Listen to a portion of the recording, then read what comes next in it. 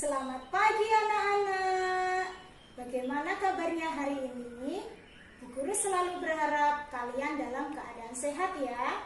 Selama pandemi COVID-19 ini, diharapkan kalian mematuhi protokol kesehatan. Di antaranya, 1. Menggunakan masker saat keluar rumah.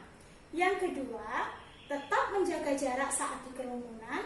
Yang ketiga, cuci tangan sesaat sebelum dan sesudah melakukan kegiatan. Baik anak-anak, sebelum kita mulai pembelajaran kita hari ini, kita berdoa terlebih dahulu ya. Berdoa mulai. Berdoa selesai. Baik anak-anak, agar kalian lebih semangat, kita tepuk semangat dulu ya. Tepuk semangat. Semangat.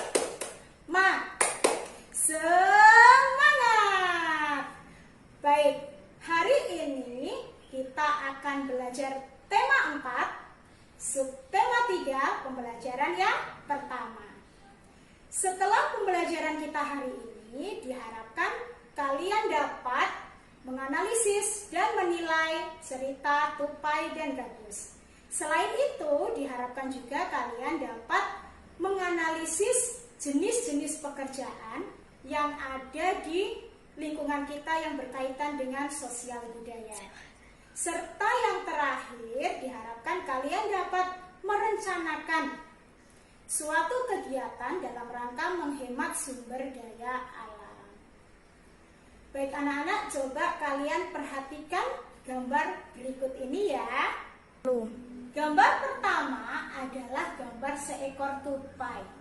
Tupai itu hidupnya di darat ya. Sementara gambar yang kedua yaitu gambar ikan gabus. Sebenarnya ikan gabusnya tidak seperti yang ada di gambar ya. Itu hanya animasi, jadi gambarnya biar lebih menarik. Baik anak-anak, kisah tupai dan ikan gabus berasal dari cerita rakyat Kalimantan Barat. Di cerita itu mengisahkan persahabatan seekor tupai dan seekor ikan gabus, di mana mereka selalu melakukan dan melaksanakan kegiatan secara bersama-sama. Pada suatu hari, seekor gabus itu tadi, si ikan gabusnya sedang sakit. Lalu si tupai bertanya, apa yang dia lakukan, yang bisa dia lakukan agar si ikan gabusnya kembali sehat dan setia seperti biasa. Nah, ternyata si ikan gabus ini pengen makan hati ikan hiu. Wow, kira-kira seperti apa ya perjuangannya si tupai? Nah, ikan hiu adalah seekor ikan penguasa laut luas.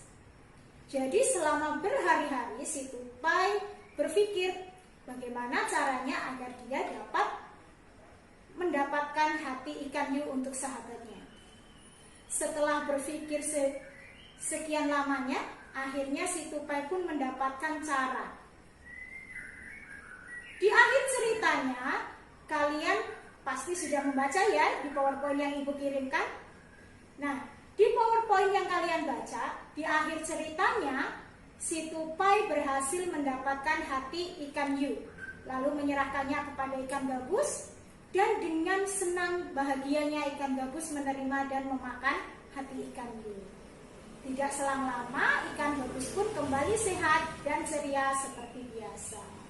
Nah, itulah anak-anak cerita tentang si tupai dan ikan gabus. Agar kalian lebih memahami tentang isi ceritanya, kalian dapat melengkapi peta konsep yang telah Ibu sediakan tentang unsur-unsur cerita ya.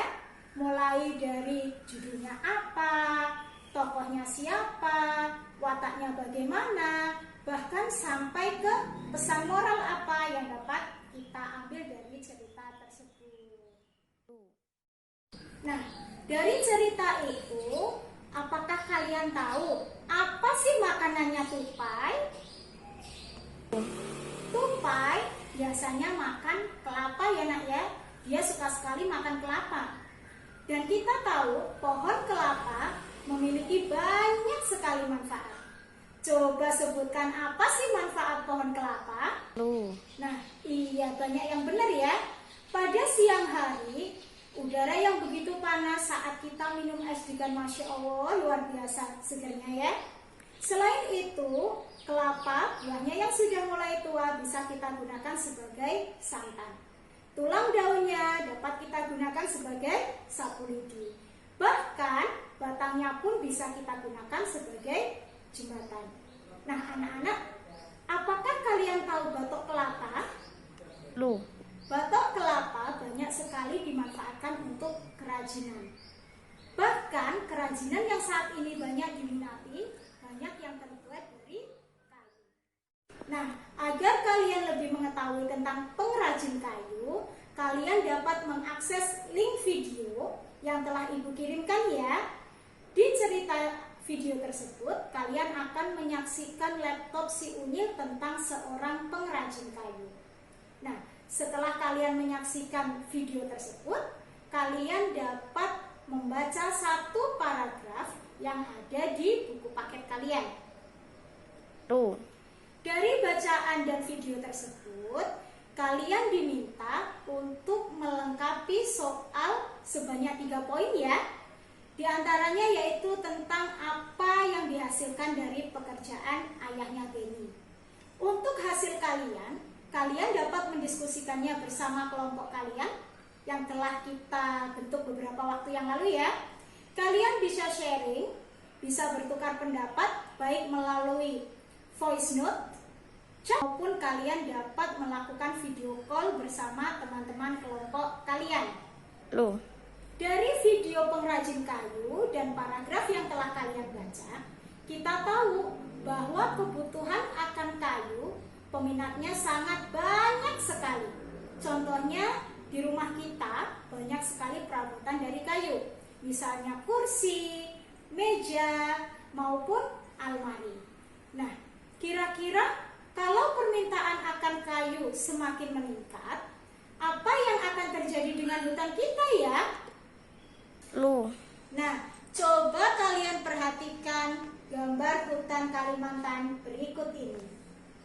loh, Dari gambar peta hutan Kalimantan, kita tahu bahwa dari tahun ke tahun, hutan kita semakin memprihatinkan. Dari gambarnya, telah terdapat keterangan bahwa yang berwarna hijau adalah hutan dengan banyak pohon atau hutan yang masih rindang. Sementara gambar yang banyak terdapat warna putih adalah hutan yang sudah mulai gundul.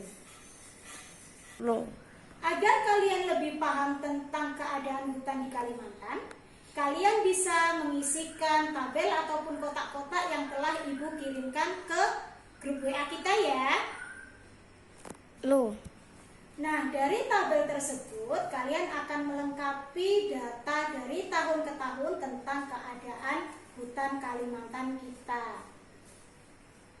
loh, Nah, anak-anak, itulah pembelajaran kita hari ini.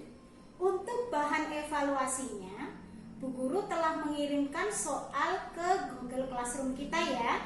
Jangan lupa kalian bisa mengaksesnya mulai setelah pembelajaran kita saat ini sampai nanti terakhir pukul 20 waktu Indonesia Barat. loh, Baik anak-anak, itulah pembelajaran kita hari ini. Apa yang dapat kita simpulkan? loh, Kesimpulan yang dapat kita ambil adalah yang pertama, kita harus hidup rukun walaupun banyak perbedaan. Dan yang kedua yaitu kita harus menghemat penggunaan sumber daya alam. Nah, anak-anak, sebagai bahan penutup kita, coba nanti kalian jangan lupa untuk mengerjakan tugas evaluasi dan juga mengirimkan hasil diskusi kalian tadi ke chat grup kita ya. loh, Nah, baik anak-anakku, karena waktu kita telah berakhir, tetap jaga kesehatan, jangan lupa laksanakan ibadah, patuhi nasihat orang tua, dan yang terpenting adalah kalian harus tetap menghargai apapun pekerjaan orang tua kalian. Karena tidak ada pekerjaan yang lebih baik dari suatu pekerjaan lainnya. Setiap pekerjaan memiliki peran masing-masing. Baik anak-anak, sebelum kita mengakhiri pembelajaran, kita tutup pembelajaran kita dengan berdoa terlebih dahulu ya. Berdoa mulai. Lu. Berdoa selesai. Baik anak-anak, sampai bertemu lagi di kesempatan esok hari. See you next time and bye-bye.